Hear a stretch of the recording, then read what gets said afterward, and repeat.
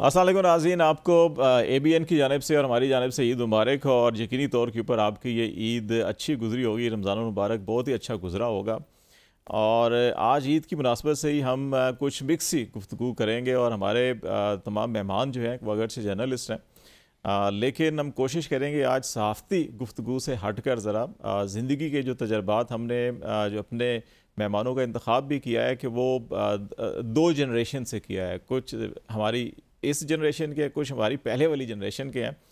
तो जो एक ज़माने में ईद से पहले जो महीना होता था रमज़ान का, उसमें सबसे ज़्यादा जो आखिरी हफ्ते 10 दिन के अंदर ज़ोर होता था वो ईद कार्ड्स के ऊपर होता था। बहुत से लोगों के लिए ईद कार्ड्स अनहोनी सी बात होगी। आजकल तो व्हाट्सएप के ऊपर मैसेजेस आ जाते हैं बने बनाए, बहुत से ग्राफिक्स, बड़ी अच्छी अच्छी चीज़ें आती हैं। लेकिन एक खुशगवार हैरत मुझे इस दफ़ा ये हुई कि 2-3 सालों के बाद 2 ईद कार्ड मुझे अभी आखिरी एक हफ़्ते के अंदर मौसूल हुए और बड़ी हैरत हुई।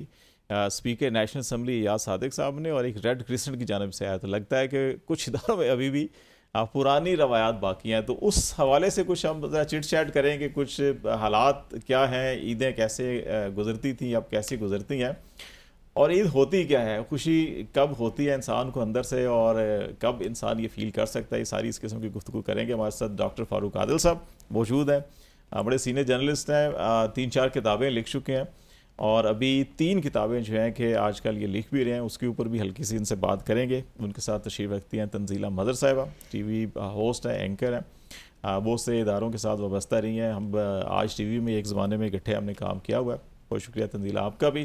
मेरी बाएं तरफ जो है कि नैयर अली तशरीफ़ रखती हैं और जर्नलिस्ट हैं, रिपोर्टिंग से स्टार्ट किया, ख़बरें पढ़ी और फिर दोबारा जो है इस्लामाबाद में जो है कि अभी रिपोर्टिंग भी करती हैं और सियासत भी करती हैं। सियासत वो वाली नहीं जो सियासतदान करते हैं, सियासत जो है जो जर्नलिस्टों की साफ, उसमें नेशनल प्रेस क्लब की इस वक्त सेक्रेटरी भी है। नैयर, बहुत शुक्रिया आपका भी। और डॉक्टर सजाद बुखारी साहब, ये हमारे पास 2 डॉक्टर हैं आज। ये दोनों डॉक्टर जो हैं कि ये जिस्म का नहीं, ये कल्ब और रूह का जो है कि इलाज करते हैं। दोनों डॉक्टर सजाद बुखारी साहब जो है कि मेडिकल प्रोफेशन से भी रहे हैं, लेकिन ये अदीब भी हैं, शायर भी हैं और लिखने लिखाने वाले लोग हैं। PTV पे प्रोग्राम करते हैं रेगुलर। डॉक्टर बुखारी साहब बहुत शुक्रिया आपका भी जी, थैंक यू। फारूक साहब, आप और शायद हम तो एक ही जनरेशन के होंगे। नहीं, जब आपने कहा था तो मैं नैयर की तरफ देखा कि पहले वाली जनरेशन देखें, जब आपने कहा पुरानी जनरेशन सजाद ये बदतमीजी शुमार होती है।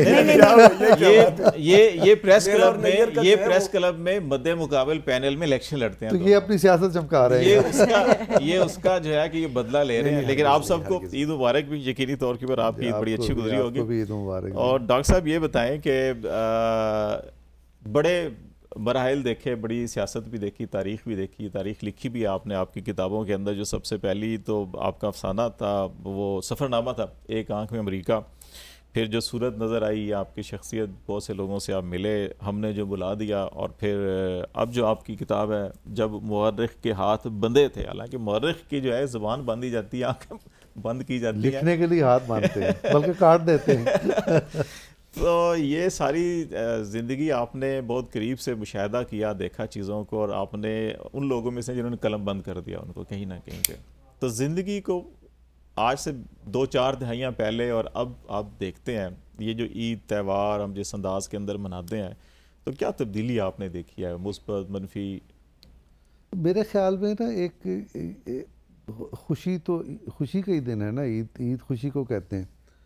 लेकिन मैं अपना बचपन याद करता हूँ ना, तो हमारे मोहल्ले में जो वो था बेचने वाला मिठाई, वो एक स्टॉल लगाता था और उस मिठाई से वो महलात तामीर करता था, है ना, और रंग बिरंगे मज़े के। और इस तरह से दुकानों से बाहर वो गलियों में भी कर दिया, गलियों में, और इस तरह से बहुत सारा कुछ होता था। और ये क्या था, ये ईद की एक जोशो खरोश उससे बढ़ जाता था और हम जाते भी थे उसमें। लेकिन अब जो है, जैसे जैसे आपका कल्चर बदला है, जैसे आपके यहाँ बिज़नेस के स्टाइल बदले हैं, जैसे हम ज़्यादा तरक्की याफ्ता और पढ़ लिख गए हैं, तो वैसे वैसे उस जोशो खरोश और जो गहमा गहमी थी ना, उससे कुछ दूर हुए हैं। तो मुझे ये लगता है। एक और बड़ी मज़े की, आपने ईद कार्डों का जिक्र किया, ईद कार्ड बड़े एहतमाम से खरीदे जाते थे, टेबलों पे सजाए जाते थे, पीछे डैशबोर्ड पे आप लगा रखे जाते थे। और कुछ ऐसे ईद कार्ड भी होते थे जो आप छुप के खरीदते थे और छुपा के रखते भी थे और उस पर बड़ा खूबसूरत कोई शेर होता था, है ना। तो इस तरह के भी होते थे, लेकिन ये सब कुछ ही गायब हो गया है। अच्छा, एक और ज़रा नज़रियाती सी बात करते हैं। एक और तरह के भी शेर होते थे, मैं अभी शेर मुझे याद नहीं है तो मैंने वो सर्च किया है। इस तरह के भी होते थे शेर ईद कार्ड पे,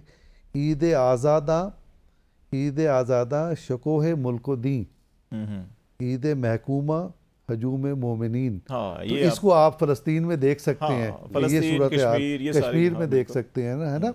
तो ये भी एक कैफियत होती थी। तो इस मौके पर हमें याद दिलाया जाता था कि हमारे वो बहन भाई भी हैं जो मुसीबत में गिरफ्तार। अदीब शायर जो है हर दौर के अंदर बड़े हसास तो ये इकबाल होते हैं, का शेर है। वो सारे के सारे वो से खित्तों के साथ जुड़े हुए होते हैं। तंजीला, आप जो है कि ये बहुत सीनियर है, अब भी कुछ अरसे बाद जो है कि ये अपने पोते और नवासों की ईद की ज़रूरियात देख रहे होंगे, लेकिन आप उस स्टेज के ऊपर हैं कि जहाँ अब उस स्टेज पे जब हम पीछे सोचते हैं कि 40-50 साल पहले कि हम किस स्टेज पे थे और अच्छा ईद के ऊपर क्या कुछ ज़्यादा नहीं चौंचले क्या करने पड़ते हैं, उम्र तो अभी तो 10-20 साल बचा ली है। वो अपनी बात की उन्होंने उनके लिए भी ज़्यादा है। तो हमें अपनी पड़ गई, मैंने तंजीला ने उनके साथ आज टीवी में काम किया। डॉक्टर साहब की उम्र का जिक्र नहीं, अगर मेरे साथ तो मेरे साथ भी किया होगा, अगर इनके साथ किया।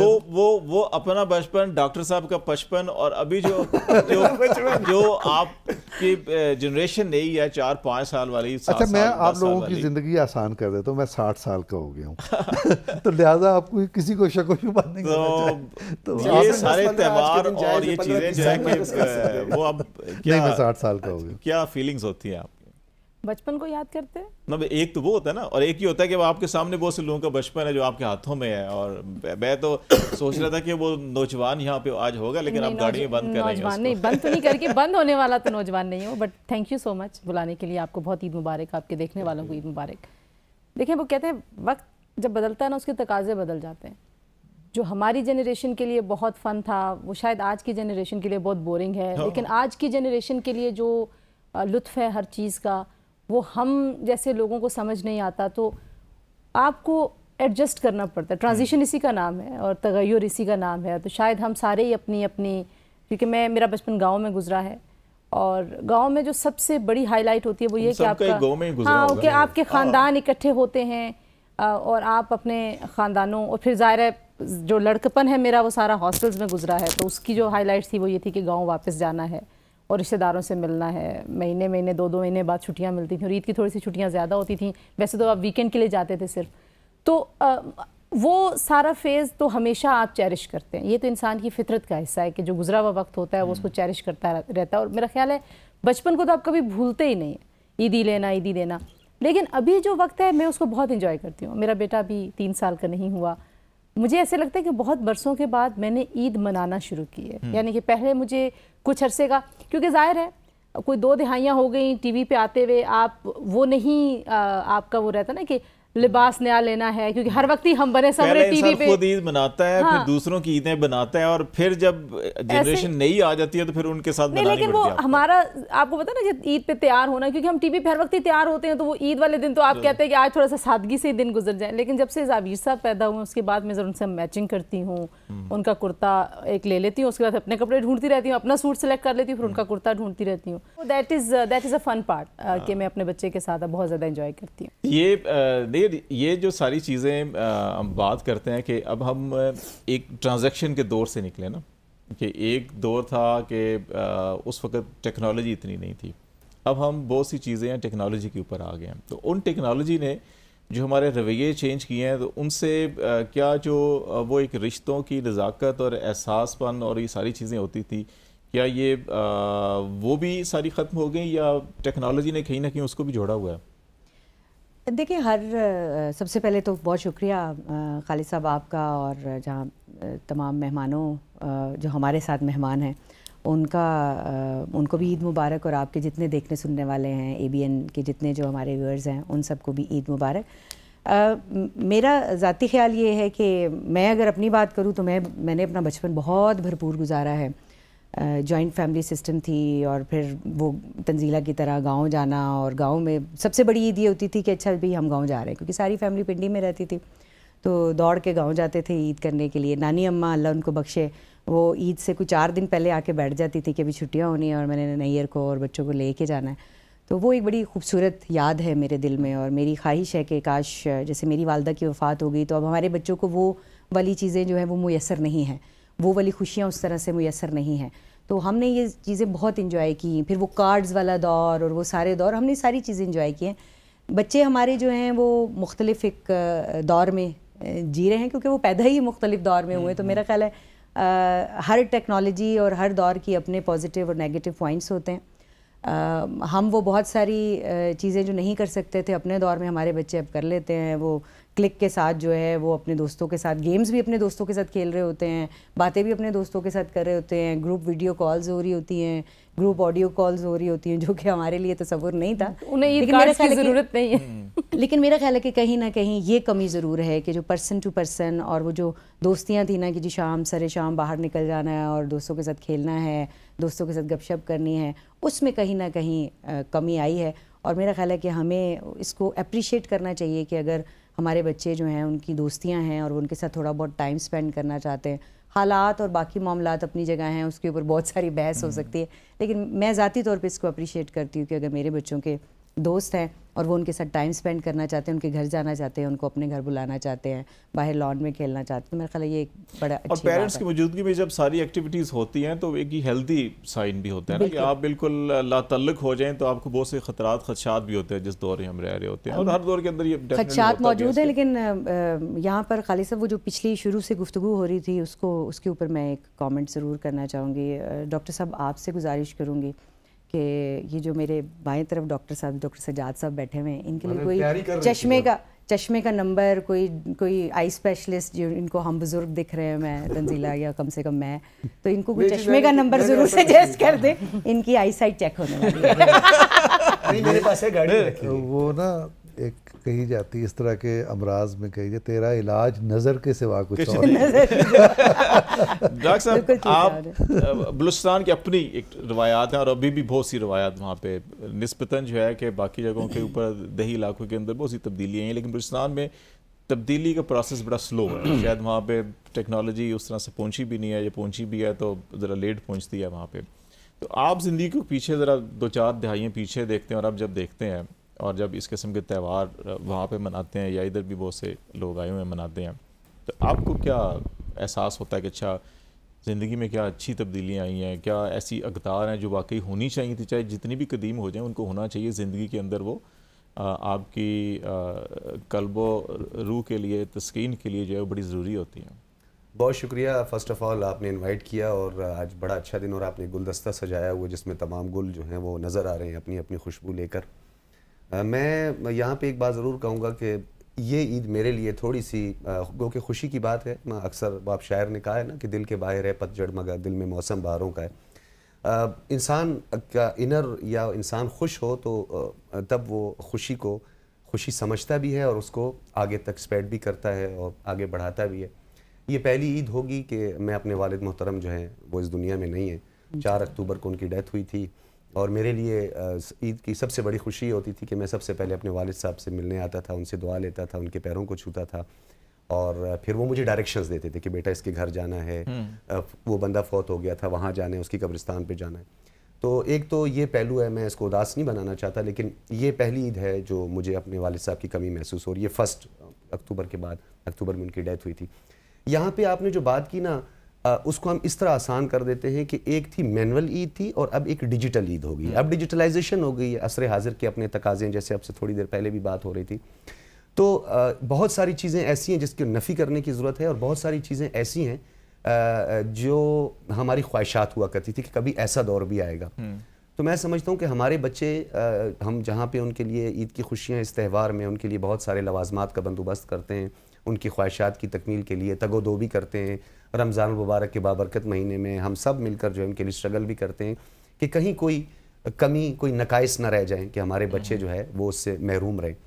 वहीं पे हम अपनी सोशल, मॉरल और एथिक्स और उन वैल्यूज़ को जो है कहीं पीछे तो नहीं छोड़ रहे, क्योंकि रिवायात ही हमारी पहचान है। देखिए ट्रेडिशन ही हमारी पहचान है। अब ये बात एक अलहदा है कि पंजाब, बलूचिस्तान, सिंध सब के अपने अपने कल्चरल वैल्यूज़ हैं, उस सब के अंदर रहकर आप किस हद तक मुतमईन और खुश होते हैं।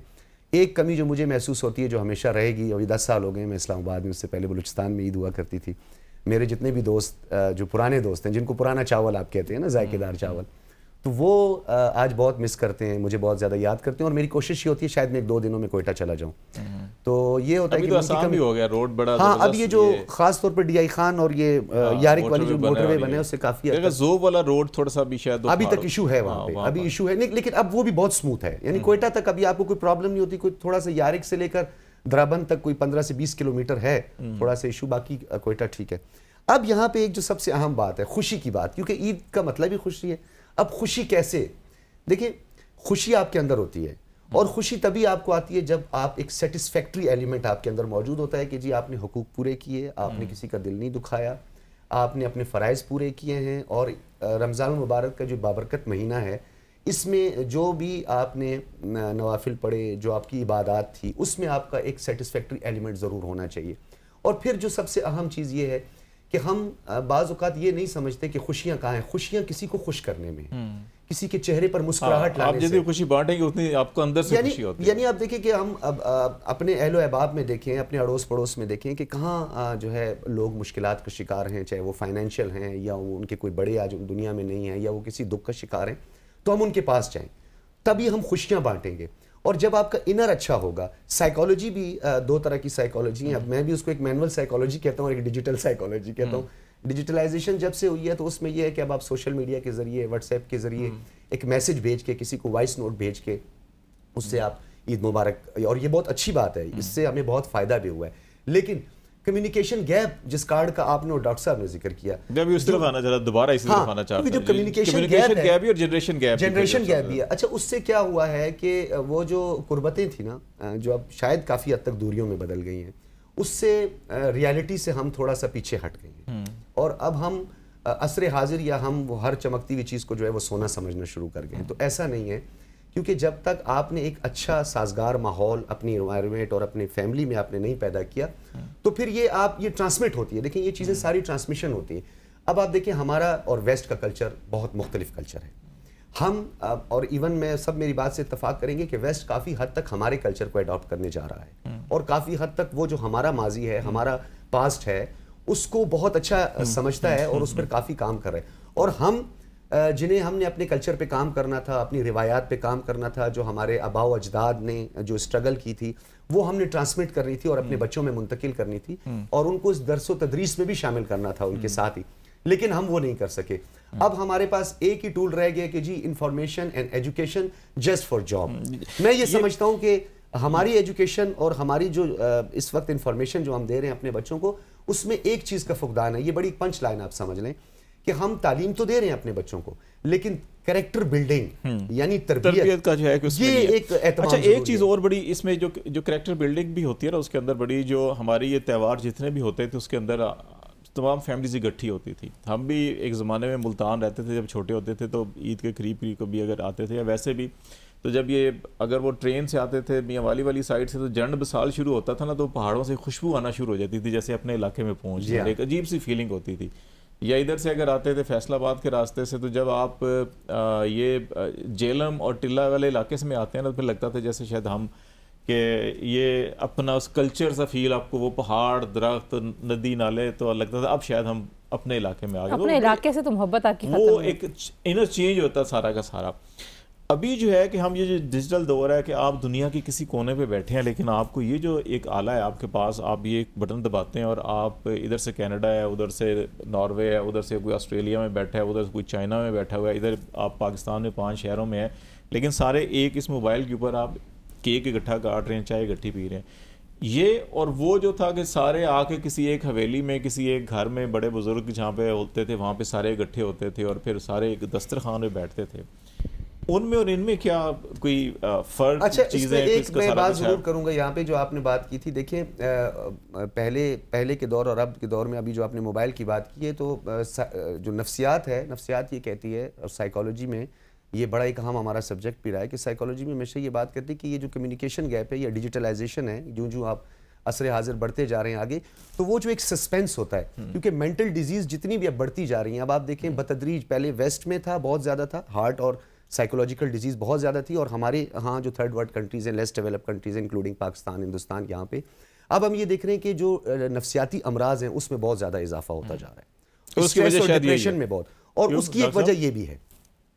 जो मैं ये बात कर रहा था कि वो जो इकट्ठे फिजिकली बैठना, और एक है कि आपका इसको हम डिजिटलाइजेशन के दौर में कह लें कि ऑनलाइन आप इकट्ठे बैठे हैं, तो ये दोनों जो इसको रिवायती कह लें ना, अब तो ये भी रिवायत का हिस्सा बन गई है, हम डिजिटल ज़िंदगी भी रिवायत ही है ना हमारी, तो इनका अपनी अपनी खूबियाँ हैं। मसलन ये कि जैसे आपने कहा कि दूर दराज लोगों को आपको इकट्ठा कर एक स्क्रीन पे इकट्ठे हो जाते हैं। अब जब हम कोई केक काटने बैठते हैं तो जो बच्चा कोई बाहर गया हुआ है, कोई अजीज़ दोस्त बाहर है, तो वो सारे आपकी स्क्रीन पर होते हैं और आप बात भी कर लेते हैं, काट भी लेते हैं, और फिर रफ्ता रफ्ता अचानक एक आदमी पीछे हटना शुरू हो जाता है, स्क्रीन पे एक आदमी रह जाता है। तो सबब ये है कि अब वो जो जोशो खरोश था ना मिलने का, और वो एक जो लपक होती है किसी से मिलने की, और उसके लिए फिर आप बहुत जोर से इसका घुट के जप्फी पाना, तो वो जो कैफियत होती है, लम्स का जो एहसास है, उससे हम थोड़े महरूम हैं। आप जब जिक्र कर रहे थे, बड़ा रोमांटिक जिक्र था ना कि जब हम फलां इलाके में दाखिल होते हैं तो उसकी ये खुशबू है, क्या बात है ना, फलां इलाके में जाते हैं तो ये खुशबू है। मुझे याद है जब हम सरगोदा जाते हैं तो, और सर्दी के मौसम में ख़ास तौर पर, तो किन्नू और कमात गन्ना, इसकी खुशबू मिक्स होके आती है, तो उसका एक अपना वो अरोमा है, अपना उसकी कशिश है, वो महसूस होती है। ये रोमांटिक होती है सर। ये अपने दिल की बात है। एक बात मैं आपको और बताना चाहता हूँ, ये ब्रेक ले लेते हैं, ब्रेक के बाद नाज़रीन वापस आते हैं। तो ये जो एहसास, खुशबू और इसके लम्स की बात हो रही है, और इनसे जो इंसान के सारे हिस्सियात, जज्बात, एहसास जुड़े होते हैं, इसके ऊपर भी बात करेंगे। हमारे साथ रहिएगा जी।